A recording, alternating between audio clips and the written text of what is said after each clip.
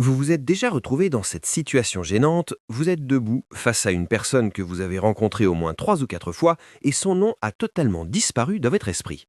Ce n'est même pas qu'il est sur le bout de votre langue, il est simplement absent, comme s'il n'avait jamais été classé nulle part dans votre mémoire. Le pire, ce n'est pas l'oubli lui-même, c'est la performance théâtrale improvisée que vous vous apprêtez à jouer pendant les 12 secondes suivantes. Inclinez subtilement votre corps en espérant désespérément que quelqu'un d'autre prononce son nom, que son téléphone sonne ou que le bâtiment prenne feu. Nous sommes tous passés par là. Cependant, la science nous révèle que les personnes qui oublient systématiquement les noms ne sont ni impolies, ni distraites et elles ne sont certainement pas moins intelligentes.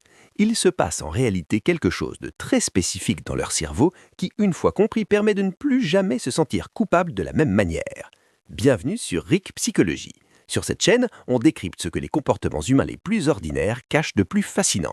Si vous êtes nouveau ici, abonnez-vous maintenant, parce que ce que vous allez entendre dans les prochaines minutes va changer la façon dont vous regardez les personnes autour de vous et peut-être la façon dont vous vous regardez vous-même. Tout commence au moment précis de la rencontre. Lorsque vous faites la connaissance d'une nouvelle personne, votre cerveau accomplit une quantité de travail phénoménale en simultané. Il décode le visage, enregistre le ton de la voix, analyse le contexte, calcule votre position sociale et essaie de déterminer si cette personne vous apprécie ou si vous l'appréciez vous-même. Pendant ce temps, vous réfléchissez déjà à ce que vous allez dire ensuite. Votre mémoire de travail, cet espace de stockage à court terme situé dans votre cortex préfrontal, jongle littéralement avec 6 ou 7 informations à la fois. C'est précisément dans ce moment de chaos cognitif total qu'on vous tend un son unique et arbitraire, un nom. Le problème est que ce nom ne signifie souvent rien en lui-même. Il ne se connecte à aucune image, aucun concept, aucune émotion déjà existante dans votre esprit. Il reste là, isolé, dans un cerveau bien trop occupé pour s'en occuper. Pour expliquer pourquoi ce phénomène est si fréquent, les psychologues utilisent ce qu'on appelle le paradoxe de Baker-Baker. En 1987, une étude a montré que si vous dites à un groupe de personnes qu'un homme sur une photo est boulanger, Baker en anglais, et un autre groupe que son nom de famille est Baker, le premier groupe s'en souviendra beaucoup mieux quelques jours plus tard. Pourquoi ? Parce que le mot boulanger active tout un réseau d'associations dans votre cerveau. L'odeur du pain, la farine, les matins précoces, la chaleur du four. En revanche, le nom de famille Baker n'active rien. Il flotte sans racines dans votre esprit. Le cerveau est une machine d'efficacité qui privilégie les informations porteuses de sens. Pensez aux souvenirs d'un événement marquant, comme une funéraille. Vous vous rappelez l'odeur des fleurs, le silence pesant, la personne qui a le plus pleuré, ou une phrase qui a résonné dans vous. Mais vous ne vous souvenez probablement pas de ce qui est écrit sur le programme de la cérémonie. Pour votre cerveau, le nom est le programme, alors que tout le reste de la personne est la cérémonie. Il y a aussi une dimension plus personnelle, cet oubli.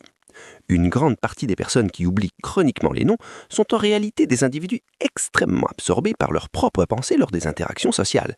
Ce n'est pas par arrogance, mais par anxiété. Pendant que l'autre se présente, ces personnes sont occupées par un monologue intérieur incessant. Est-ce que je regarde assez dans les yeux ? Ma poignée de main est-elle trop ferme ? Est-ce que je viens de l'interrompre ? Le nom entre brièvement dans l'oreille, mais ce monologue intérieur l'écrase immédiatement. C'est ce que les psychologues appellent l'effet next in line, le suivant sur la liste, documenté dès 1973. Les personnes qui attendent leur tour pour parler dans un groupe montrent une mémoire radicalement réduite pour ce que la personne juste avant elle a dit, car elles sont déjà en train de préparer leur propre intervention. Si c'est votre cas, sachez que vous n'avez pas un problème de mémoire, mais un problème de préoccupation. Cela dit, il faut reconnaître que l'impact émotionnel pour celui dont le nom est oublié est bien réel. Recevoir ce message implicite « tu ne comptais pas assez pour que je retienne ton nom » peut être piquant, même si c'est une conclusion totalement erronée.